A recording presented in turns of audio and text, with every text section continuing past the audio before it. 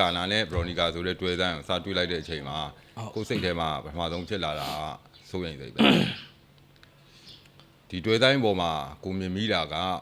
ဘရိုနီကာအနေနဲ့ဟုတ်ကဲ့ဒီအရင်ထိုးခဲ့တဲ့1မှာထိုးခဲ့တဲ့4ဘွဲထိုးခဲ့တယ်4ဘွဲမှာပြိုင်ဘက်4ယောက်နဲ့ရင်ဆိုင်ခဲ့ရတယ်သူရင်ဆိုင်ခဲ့သမျှပြိုင်ဘက်တွေတဲ့ပို့ပြီးခတ်ခဲတဲ့ပြိုင်ဘက်တစ်ယောက်ကိုအခုလာမဲ့ပွဲစဉ်မှာရင်ဆိုင်ရမယ်လို့စိတ်ထဲမှာဖြစ်မိတယ်ဒါပထမတစ်ချက်နောက်တစ်ချက်ကရော်နီကာသည်4ဘွဲထိုးထားတာ4ဘွဲလုံးသည်မွေထိုင်းရူအောက်မှာထိုးထားခဲ့တယ်ဒါပေမဲ့အခုလာမဲ့ပွဲစဉ်သည်ကစ်ပေါက်စင်ရူအောက်မှာပထမဆုံးစထိုးမဲ့အတွက်အဲ့ဒီအတွက်လည်းထပ်ပြီးတော့စိုးရိမ်မိတယ်ဒီကစ်ပေါက်စင်ဖြစ်နေတဲ့ဟာကစ်ပေါက်စင်မှာတကယ်ဟိုကဘာအဆင့်ရှိတယ် K1 ချန်ပီယံအောင်ဖြစ်နေတဲ့ကာနာရဲ့အရေးသွေးအဲ့ဒါတွေကပဲဘရိုနီကာအတွက်အခက်ခဲဖြစ်မယ်လို့ထင်တယ်ကာနာနိုင်မှုက60%လောက်ထိရှိနေတယ်လို့ပဲပုံမှန်လည်းပြောရမယ်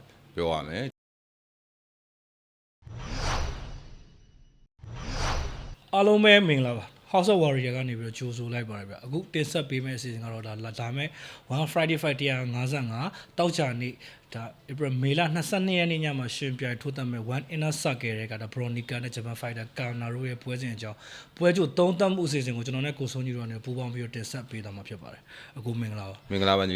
ီဟုတ်ကဲ့ကိုBronica ပွဲလာတာပါနော်လာဆိုလောလောဆယ်ကပောင်စံရူနဲ့ပဲဒါသွားမဲ့ပွဲဖြစ်တယ်ကာနာကလည်းဒါပြီးခဲ့တဲ့သူ့ရဲ့နောက်ဆုံးပွဲမှာ stand ကိုကျွန်တော်နာမည်ကြီး stand ကိုဟိုနေအမှတ်နဲ့ပဲနိုင်ထားတဲ့ fighter ဖြစ်နေဒီပွဲကောင်းတပွဲပေါ့နော်တစ်ဖက်ပြန်ကြည့်မယ်ဆိုလို့ရှိရင်လည်းဒါဟိုဂျပန်ဈေးကွက်ကိုဝင်နိုင်ဖို့အတွက်တစ်ဖက်မှာလည်းနာမည်ရှိတဲ့ fighter မျိုးနဲ့ဆွဲဆောင်လာလားပြီး inner circle ပါလာမျိုးတွေပေါ့နော်အဲ့လိုမျိုးအမြင်တွေကလည်းရှိတယ်ဒါကျွန်တော်တို့မြန်မာ local ကိုမြန်မာကိုအားထားတဲ့ဈေးကွက်ကတော့တိတ်ကြတယ် engagement များတယ်ဝင်ကြီးနေမှုများတယ်ဒါတကယ်ဒီ online stream ကနေပတ်စံရတာကတော့ငွေဖြစ်လွယ်တာကတော့ဂျပန်ဈေးကွက်ဖြစ်နေတယ်အဲ့လိုအခြေအနေတွေကြောင့်လည်းဒီပွဲကပြည်သက်စိတ်ဝင်စားမှုအရင်ထပ်တော့ပိုများတယ်အရင် Bronica အနေနဲ့ကြည့်မယ်ဆိုရင်လည်း Thai fighter တွေနဲ့ထိုးနေတာတဲ့ဒါအခုကျွန်တော်ကပောင်စင်ကဒီနာမည်ရှိတဲ့ fighter တယောက်နဲ့ထိုးတာဖြစ်တဲ့အတွက်သူ့အတွက်လည်းအစမ်းသက်ခံရမယ်ပွဲမျိုးဖြစ်နေရလို့မြင်တယ်အဲ့အခုကိုစပြီးမေးချင်တာပွဲခင်းချင်းကိုကျွန်တော်မေးချင်တယ်အခုအမြင်ဘယ်လိုရှိလဲဒီပွဲစဉ်ထွက်လာတာနည်းနည်းတော့ကြာပြီသူတို့ confirm လုပ်ထားတယ် official ထွက်လာတာအဲပွဲဒီကာနာနဲ့ဘရိုနီကာဆိုတဲ့တွဲတိုင်းကိုစတွေးလိုက်တဲ့အချိန်မှာကိုယ်စိတ်ထဲမှာပထမဆုံးဖြစ်လာတာစိုးရိမ်စိတ်ပဲဒီတွဲတိုင်းပေါ်မှာကိုမြင်မိတာကဘရိုနီကာအနေနဲ့ဟုတ်ကဲ့ဒီအရင်ထိုးခဲ့တဲ့1မှာထိုးခဲ့တဲ့4ဘွဲထိုးခဲ့တယ်4ဘွဲမှာပြိုင်ဘက်4ယောက်နဲ့ရင်ဆိုင်ခဲ့ရတယ်သူရင်ဆိုင်ခဲ့သမျှပြိုင်ဘက်တွေလည်းပို့ပြီးခတ်ခဲတဲ့ပြိုင်ဘက်တစ်ယောက်ကိုအခုလာမဲ့ပွဲစဉ်မှာရင်ဆိုင်ရမယ်လို့စိတ်ထဲမှာဖြစ်မိတယ်ဒါပထမတစ်ချက်နောက်တစ်ချက်ကရော်နီကာသည်၄ဘွဲထိုးထားတာ၄ဘွဲလုံးသည်မွေထိုင်းရူအောက်မှာထိုးထားခဲ့တယ်ဒါပေမဲ့အခုလာမဲ့ပွဲစဉ်သည်ကစ်ပေါက်စင်ရူအောက်မှာပထမဆုံးစထိုးမဲ့အတွက်အဲ့ဒီအတွက်လည်းထပ်ပြီးတော့စိုးရိမ်မိတယ်ပွဲချင်းခင်းချင်းအနေထားကိုကြည့်မယ်ဆိုလို့ရှိရင်ခြုံပြီးသုံးသပ်ရရင်တော့ပထမဆုံးအနေနဲ့တော့ဒီပွဲခင်းချင်းကကိုမြန်မာကစားသမားဘရိုနီကာအပေါ်မှာစိုးရိမ်စိတ်ဝင်ခဲ့မိတယ်ဟုတ်လို့ဒါ Atten weight ပေါ့နော် women Atten weight ကပောင်စင်ဒီ Bronica ရဲ့စာချုပ်ထဲမှာလည်းဒီ Thai Fight ကနေစရွှေ့လာတဲ့ကဒီမွေထိုင်းဟောဒီကပောင်စင်ပွဲထိုးအောင်လုံးအတွက်သူစာချုပ်ချုပ်လာတယ်ဖြစ်လာတယ်ပြီးရင်ဒီကပောင်စင်ကလည်းဒါသူတပထမအဆုံး one championship မှာပွဲစဉ်ဖြစ်နေတယ်အဲ့တော့ဒီပွဲနဲ့ပတ်သက်တဲ့ဒီ Bronica ရဲ့အနိုင်ရှုံးပြီးရလက်ပြီးပွဲအခြေအနေကဘလို့အနေထားတွေဖြစ်သွားနိုင်မလဲဘလို့အဲ့ဒါလည်းလည်းပြောစီနေတာဒီပွဲအနိုင်ရှုံးနေထိုးပေါက်တွေဆိုတာတဲ့ပထမဆုံးအနေနဲ့ကဦးနာကိုပြောသလိုပေါ့ဒီကပောက်စင်ရူကိုပထမဆုံးစပြီးတော့ထိုးမဲ့စမ်းသပ်မှုကတကယ် big challenge ပဲအဲ့လိုပဲဝမ်းမြင်မိတယ်သူကရော်နီကာဂျားထဲမှာကပောက်စင်ပွဲစဉ်တစ်ပွဲစီစဉ်ခဲ့ဘူးတယ်ဒီဝမ်းမှာပဲဒီပြင်းစကအလီဆာမဆန်နဲ့ဒါမဲ့မဆန်ဘက်ကနေနှုတ်ထွက်သွားတယ်ဟိုမဆန်ဆိုတော့နာမည်တော်ကြီးပါတယ်ဒီကပောက်စင်မှာကဘာအဆင့်ကထားသမားပဲသူနဲ့ပွဲစီစဉ်တယ်အဲ့ဒါအပွဲပြတ်သွားတယ်အပွဲပြတ်သွားပြီးမှဘရိုနီကာကရှာကိုဟန်နဲ့မွေထိုင်ပွဲဖြစ်သွားတာအဲ့တော့ပြင်ဆင်မှုအနေနဲ့တော့ဒီကစ်ပေါက်စင်အတွက်ကိုဘရိုနီကာပြင်ဆင်ခဲ့ပူလိမ့်မယ်နောက်ပြီးတော့ဘရိုနီကာဒီလည်းဒီပေါက်စင် background ကနေလာတဲ့အတွက်ဒီဟိုပေါက်စင်လန်အိတ်တို့ဘာလို့ကတော့တိတ်ပြီးတော့အခက်ခဲမရှိဘူးဒါကတော့တပိုင်းပေါ့နော်ဒါပေမဲ့သူအခုရင်ဆိုင်ရမယ်ကာနာဒီ K1 ချန်ပီယံဟောင်းကဘာအဆင့်ကစ်ပေါက်စင်သမားအဲ့လိုကစားသမားဟိုပွဲတွေးကြုံနေပါတယ်အရာဆိုအများကြီးกว่าတယ်ကပောက်စင်နဲ့ပတ်သက်တဲ့ level အရာဆိုလည်းအရန်กว่าတယ်အဲ့တော့တေချာပေါက်ကိုခက်ခဲမယ်ဟုတ်ကဲ့လက်ရှိ rank ငရပေါ့နော်အမျိုးသမီး Atten weight မှာဘယ်သူတွေရှိလဲကိုအပေါ်မှာပေါ့အဓိကကတော့အများကြီးမရှိဘူးဒီမွေထိုင်းမှာဆိုလို့ရှိရင်ဒီဘရာဇီးသူတွေ လက်ရှိချန်ပီယံဖြစ်နေတယ်အတန်ဝိတ်ကကစ်ဘောက်ဆင်လက်ရှိချန်ပီယံကကြတော့သူကဘောင်းပြန်ဖြစ်နေတာထိုင်းရပတ်ချီချာကစ်ဘောက်ဆင်ရဲ့လက်ရှိချန်ပီယံအနာဝိတ်ဒီဘက်ကဒီမွေထိုင်းရဲ့ချန်ပီယံကြတော့ဘရာဇီးကချန်ပီယံဖြစ်နေတယ်အဲ့ဒီအတန်ဝိတ်ကချန်ပီယံနှစ်ယောက်ကအခုလာမဲ့ရှေ့လတိုင်းမှာ19ရက်နေထင်တယ်သူတို့နှစ်ယောက်ထိုးဖို့ရှိနေတယ်ပတ်ချီချာနဲ့အလီရှာနဲ့ဟိုထိုးမယ်နိုင်တဲ့သူဒီအခုလာမဲ့ကာနာနဲ့ဘရော်နီကာနိုင်တဲ့လူနဲ့တွေ့ဖို့အရန်များနေတယ်အရန်တော့ဟိုရမ်မြင်းနဲ့ကစားသမားတွေနာမည်ကြီးတဲ့ကစားသမားတွေအများကြီးမရှိဘူးဒါပေမဲ့အဲ့နှစ်ယောက်ရှိနေတယ်ဟုတ်ကဲ့ဒီပွဲအနာရှိုးချိန်ခွင်ရှာကလည်းဒါအနာဂတ်တွေပေါ့အများကြီးသက်ဆိုင်တယ်ပေါ့နော်ဘာလို့ဆိုတစ်ဖက်ကဒါကျွန်တော်တို့ကြည့်မယ်ဆိုလို့ရှိရင်လည်း K1 Champion ဟာ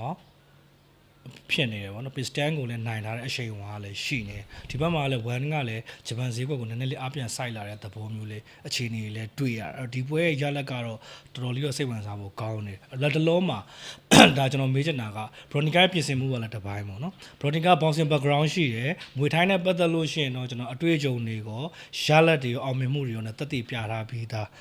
ပေါ့နော်အဲ့တော့ဒါမွေထိုင်းနဲ့ပတ်သက်တော့စိုးရိမ်စရာမရှိဘူးကစ်ဘောင်ဆင်မှာတော့ background ရှိတယ်ဆိုရုံနဲ့အပြင်ကိုသူတက်တည်ပြထားတဲ့အခြေအနေကိုပြန်ပြီးနှိုင်းရှင်မယ်ဆိုလို့ရှိရင်ကာနာလောက်မရှိဘူးဖြစ်နေအများကြီးกว่าဘရိုနီကာအရင်တော့ထိုးဖို့တဲ့လူတွေကလည်းဒီကစ်ဘောင်ဆင် background ကကာနာလိုမျိုးမဟုတ်ဘူးအဲ့တော့ဘရိုနီကာရှိနေတဲ့ကစ်ဘောင်ဆင်နဲ့ပတ်သက်တဲ့အရေးသွေးနဲ့ကာနာရှိနေတဲ့ကစ်ဘောင်ဆင်နဲ့ပတ်သက်တဲ့အရေးသွေးကိုအဲ့ဒီခုကိုနှိုင်းရှင်လာတဲ့အခါမှာလေဒါပွဲအပေါ်မှာအများကြီးတက်ရောက်လာမယ်လို့ကျွန်တော်ကတော့မြင်တယ်အဲ့ဒီအချိန်တွေကဘရိုနီကာရုန်းကန်ရဖို့အတွက်အဓိကအကြောင်းပြချက်ဖြစ်နေနိုင်သလားအကိုလည်းအဲ့လိုပဲထင်တယ်အဓိကအကြောင်းပြချက်ကညီလေးမေးွားသလိုပဲဒီကစ်ဘောက်ဆင်ဖြစ်နေတဲ့ဟာကစ်ဘောက်ဆင်မှာ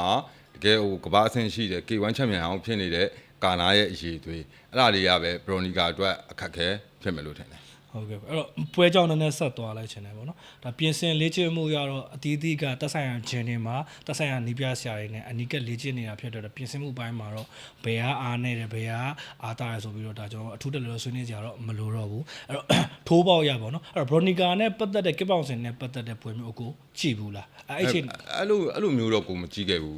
သူ့အနေနဲ့ဝမ်းမှလည်းမထိုးဘူးသူပြင်မဆန်နဲ့ပွဲအတွက်ကစ်ပေါင်စင်ရူအောက်မှာထိုးဖို့သူတို့ပြင်ဆင်တယ်ဒါပေမဲ့မဆန်နှုတ်ထွက်သွားတဲ့အတွက်ပွဲပြတ်သွားတယ်ပေါ့နော်အဲ့ဒီအတွက်အဲ့လောက်ပဲကိုတည်ထားတာရှိတယ်ကစ်ဘောက်ဆင်နဲ့ပတ်သက်ဟုတ်ကဲ့အဲ့ဆိုပွဲတွင်းအခြေအနေကိုအခုဘယ်လိုမျှော်လင့်ထားလဲပွဲတွင်းအခြေအနေကိုပြောမယ်ဆိုရင်ကစားသမား2ယောက်ကသူတို့ fight style တွေကိုနည်းနည်း compare လုပ်ဖို့လိုမယ်ထင်တယ်ဟုတ်ကဲ့ဒီပွဲမှာဘရိုနီကာကလည်းအတက်ကင်ကစားခြင်းနဲ့ကစားသမားမျိုးပဲအတက်ကင်ကစားခြင်းနဲ့ဒါပေမဲ့အဓိကဘရိုနီကာကပါလဲဆိုတော့တလုံးကောင်းအပိုင်းဆောင်လို့ခြင်းတာသူ power punch နေ power punch နေရဒီဘရိုနီကာရဲ့အဓိကလက်နက်သူ့ရဲ့အဓိကတိုက်ခိုက်ရေးပစ္စည်းတွေပဲဒီဘက်ကကာနာကြတော့ဘယ်လိုမျိုးသွားတာလဲဆိုတော့ကာနာတီလည်းတောက်လျှောက်အတက်ကင်ပေးပြီးကစားလေးရှိတဲ့ကစားသမားမျိုးကစ်ဘောက်ဆင်ရူအောက်မှာဆိုပေမဲ့ကစ်ဘောက်ဆင်သမားတွေစတိုင်တော့ပေါက်တယ်ဒါပေမဲ့သူကအတက်ကင်ဦးစားပေးတယ်အဲ့ဒါဘယ်ဟာမှာတော့တွေ့ရလဲဆိုတော့ကိုတို့ပြီးခဲ့တဲ့ stand နဲ့ပွဲတို့ဘာလို့မှမြင်ရတယ်ပေါ့နော်အဲ့တော့ဒီပွဲမှာဒီဘဒူကပို့ပြီးဘဒူရဲ့အတက်ကင် pressure ပို့ပေးနိုင်မလဲ pace ကိုဘယ်လိုထိန်းနိုင်မလဲ distance control ဘယ်လိုလုပ်နိုင်မလဲဒါတွေကပဲဒီပွဲအဖြစ်ကိုအဆုံးဖြတ်ပြီးသွားမယ်လို့ကိုကထင်တယ်ဟုတ်ကဲ့ပြီးတော့ဒီကာနာနဲ့ပတ်သက်တဲ့အကြောင်းပေါ့နော်သူရဲ့ five style ကဟိုဒါဘယ်လိုပြောမလဲ attacking light တဲ့ဆိုတဲ့နေရာမှာပြီးအကွာဝေးကိုတွက်ပြီးကစားတဲ့နေရာမှာအခုဘယ်လိုမြင်လဲကာနာရဲ့ကစားဖို့ကာနာဒီအဝင်ထွက်ပိုင်းနေတော်တော်ကောင်းတယ်အဝင်ထွက်တော်တော်ကောင်းတယ်အဓိကကဘာလဲဆိုတော့ဒီ stand လိုကစားသမားမျိုးကိုဒီ case ကိုကြောမိသွား3ကြီးလုံးလို့သူ pressure ပေးနိုင်တယ် stand ဒီလည်းဟိုအားလုံးသိပါတယ် stand ရဲ့အရေးသွေးအနေထား stand ဝေးွားတယ်ကျသွားတယ်ဆိုပေမဲ့ stand ကတော့ stand အနေထားမှာရှိပါသေးတယ်ဒါပေမဲ့ stand ကိုသူတကယ်ဟိုနီးပညာနီးစနစ်ပိုင်းအရဒီ control လုပ်နိုင်တယ်တောက်လျှောက်သူက stand ကို3ကြီးလုံးလိုက်ပြီးတော့မောင်းကစားနိုင်တယ်အဲ့လိုမျိုးတွေသူတွေ့ရတယ်ကစားဟန်ကတော့ဒီကပောက်စင်ကသမားတွေပုံစံမျိုးလိုက်မယ်ပါဝါအားမပြည့်ဘူးသူကဒီအချက်ရည်များများထိုးတယ်ဒီ locate တွေကို locate တွေကန်တယ် kick တွေသူကန်တယ်ပြီးရင် 1-2 combination ကိုတွဲတယ်အဲ့ဒါနဲ့ပဲတောက်လျှောက်ပြိုင်မှတ်တွေကိုဖြို့တာကာနာကဒီ K1 ချန်ပီယံဟောင်းဆိုပေမဲ့1မှာတော့ထိုးထားတာဒီပွဲမလာခင်မှာ4ပွဲပဲရှိသေးတယ်4ပွဲမှာ2ပွဲနိုင်2ပွဲရှုံးအဲ့ဒီမှာသွားတတိထားမိတာပထမဆုံးသူ့ရဲ့ရှုံးပွဲကဘရိုနီကာနဲ့ပွဲတည့်တယ်မတ်ဆန်ကိုသူရှုံးထားတယ်ယူရီနဲ့ရှုံးတယ်ဟုတ်ကဲ့ပြီးတော့အခုလက်ရှိချန်ပီယံဖြစ်နေတဲ့ K1 ရဲ့ဒီကပောက်စင် ချန်ပီယံဖြစ်နေတဲ့အတန်ဝိုင်တန်းရဲ့ဒီထိုင်းကပချီချာကိုလည်းကာနာရှူရီနဲ့ရှုံထားတယ်ကျန်တဲ့နှစ်ပွဲကိုတော့သူကရှူရီနဲ့ပြန်နိုင်တယ်သူလေပွဲလုံးကြည့်သူအလဲထုတ်ခံပြီးရှုံတာတပွဲမှမရှိသလိုသူကအလဲထုတ်ပြီးနိုင်ထားတာလည်းတပွဲမှမရှိဘူးသူကအချက်ရည်များများနဲ့ကစားလေးရှိတယ်အမှတ်ယူပြီးကစားလေးရှိတယ်ဆိုပေမဲ့ဒီကောင်းတာကစားတာတော့မဟုတ်တကယ်ကစားတယ်ဒါပေမဲ့ထိချက်တွေသူအသာယူတာမျိုးတွေ့ရတယ်ဟုတ်အဲ့တော့ Bronica ရဲ့အားသာချက်ပေါ့နော်ဖြစ်လာနိုင်တယ်ပေါ့ပြီးသူလဲဒါ3လောက်မိုင်နိုင်တယ်လို့ဒါကျွန်တော်တို့ယူဆထားတယ်တစ်ချက်ကောင်းဆိုတဲ့ဟာတော့အခွင့်အရေးများများရနိုင်ပါမလားအဲ့ဒီဟာကဒီ earlier round တွေမှာအဓိကသွားကြတယ် earlier round တွေကို Bronica ဒီဟိုလုံးနိုင်မလား control လုံးနိုင်မလား dominate လုံးနိုင်မလားအဲ့ပေါ်တွေမှာမူတည်တယ်တကယ်လို့ဒါBronica earlier round တွေကိုဒီ control လုပ်နိုင်မယ် dominate လုပ်နိုင်မယ်ပြီးွားရင်3ကြည်လုံး pace မကျဘဲနဲ့ကစားနိုင်ခဲ့မယ်ဆိုတော့ Bronica အတွက်မှာအခွင့်အရေးရှိလာနိုင်တယ်အဲ့လိုမှမဟုတ်လို့ရှင်တော့တေးကြတယ် तू က Bronica က3ကြည်လုံးကို pace မကျဘဲနဲ့ပုံမှန်ကစားဖို့ကခက်ခဲကောင်းခက်ခဲမယ်တေးကြတာဒီဘက်ကကာနာ3ကြည်လုံးကိုတတ်မှတ်တဲ့ pace နဲ့ကစားမှာအသက်33နှစ်ဆိုပေမဲ့ तू ပွဲအကုန်ကိုပြန်လိုက်ကြည့်တယ် तू ရဲ့ဒီ pace ကို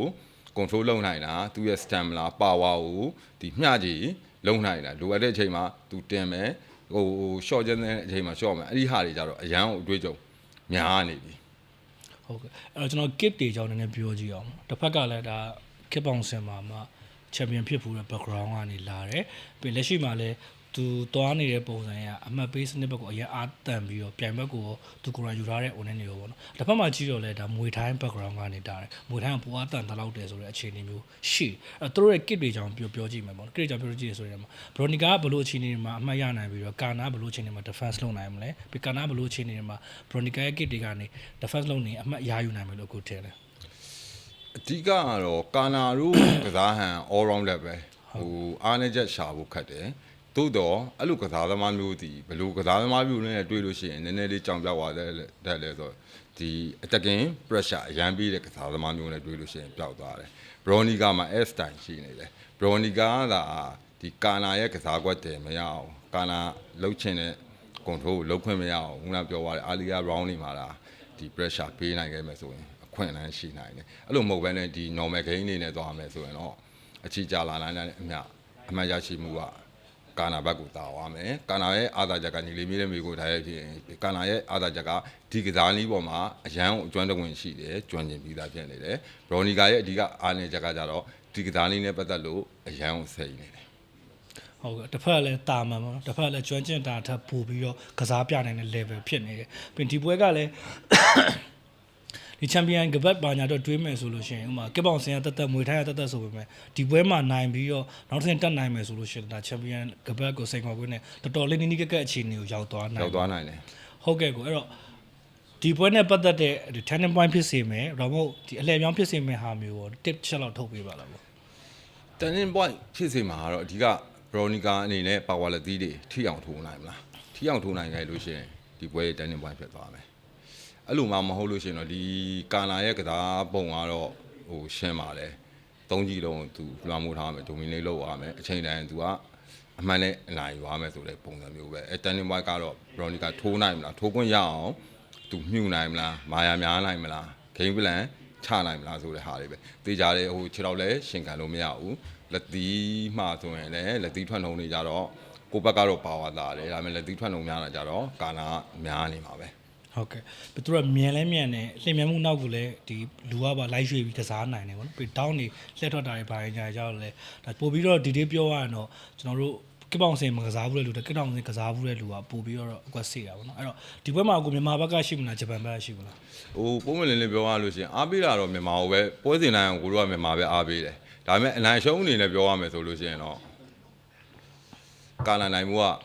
60%လောက်ထိရှိနေတယ်လို့ပဲပုံမှန်လည်းပြောရမယ်ဒါပေမဲ့ဒီပွဲမှာ Bronica လည်းမနိုင်နိုင်ဘူးမြန်မာကစားသမားမနိုင်ဘူးလို့တော့တွက်လို့မရဘူး Bronica အနေနဲ့ဒါခုနအာလီယာ round တွေကို control လုပ်နိုင်မယ် dominate လုပ်နိုင်မယ် pressure ကောင်းကောင်းပေးနိုင်မယ်ဆိုရင်တော့ Bronica မှာလည်းနိုင်မှုအခွင့်အလမ်းရှိတယ်နောက်တစ်ချက်ကဒီပွဲမှာနိုင်သည်ဖြစ်စေရှုံးသည်ဖြစ်စေ Bronica ရဲ့ဒီမွေထိုင်းအတန်ဝိတ်မှာ သူရထားတဲ့ potential ကတော့ရော့သွားမယ်လို့မထင်ဘူးနိုင်လဲရင်တော့ပိုကောင်းတယ်နိုင်ရင်သိကြတယ်ကိုထင်တယ်နောက်တစ်ပွဲဒီချန်ပီယံလူပွဲအထိတောင်ဖြစ်သွားနိုင်တယ်လို့ထင်တယ်ရှုံးခဲ့လို့ရှိရင်လည်းသူဒီဘက်ကဒီအတန်ဝက်ကမွေထိုင်းကောင်းတဲ့အောင်မှာဆက်ပြီးသူစူးစမ်းအောင်ပါပေါ့ဂျပန်တော့အားမပေးပါဘူးပမာပဲအားပေးပါတယ်ဟုတ်ကဲ့အဲ့တော့ဒါဘရိုနီကမှလည်းနိုင်မှုရာခိုင်နှုန်းနည်းတယ်ဆိုပေမဲ့လည်းခွင့်လန်းရှိပါခွင့်လန်းရှိပါတယ်ချွေတလဲချက်တယ်ဘာဖြစ်လို့လဲဆိုတော့ခုနအခုပြောသလိုပေါ့ကာနာကောင်းခဲ့တယ် K1 ချန်ပီယံဖြစ်ခဲ့တယ်ဗောချန်ပီယံဆုတွေရတယ်တကယ်နာမည်ကြီးတဲ့ဟိုကာနာဆိုတာဂျပန်ရဲ့ star တယောက်ပဲကပောက်စင်အမျိုးသမီးမှာသို့တော်လေသူထိုးခဲ့တဲ့၄ပွဲမှာသူ2ပွဲရှုံးထားတယ်ရှုံးထားတဲ့အထဲမှာပတ်ချီကြဟိုရှုံးတာကိုထားလိုက်ပတ်ချီကြသည်လက်ရှိချန်ပီယံမို့လို့သူရှုံးထားတယ်ဆိုတာဒီကပောက်စင်လူကောင်းအောင်ဒါပေမဲ့မဆန်အောင်သူရှုံးထားတယ်မဆန်ကဘရော်နီကာနဲ့ပွဲတဲ့ထားတယ်တရားအဲ့တော့ဘရော်နီကာမှာလည်းမျှော်လင့်ချက်ကတော့ percentage နည်းကောင်းနေမယ်သို့တော့ရှိတယ်လို့ပဲထင်မိတယ်ဟုတ်ကဲ့ကိုဒါပြည့်ပြည့်စုံဖြေချပေးခဲ့တော့ကျေးဇူးတင်ပါတယ်စောင်းမြော်အားပေးကြည့်ရှုနေတဲ့ပရိသတ်တွေအနေနဲ့လည်းကျွန်တော်တို့ရဲ့ဒီပွဲချုပ်သုံးသပ်မှုကိုကျင်းအားနဲ့တက်လိမ့်မယ်လို့ယုံကြည်ပါတယ်ပွဲပြီးကျွန်တော်သုံးသပ်ချက်နဲ့တူပြန်လာခဲ့ပါမယ်အားပေးနေကြတဲ့တယောက်ချင်းစီတိုင်းကျေးဇူးအထူးတင်ရှိပါတယ်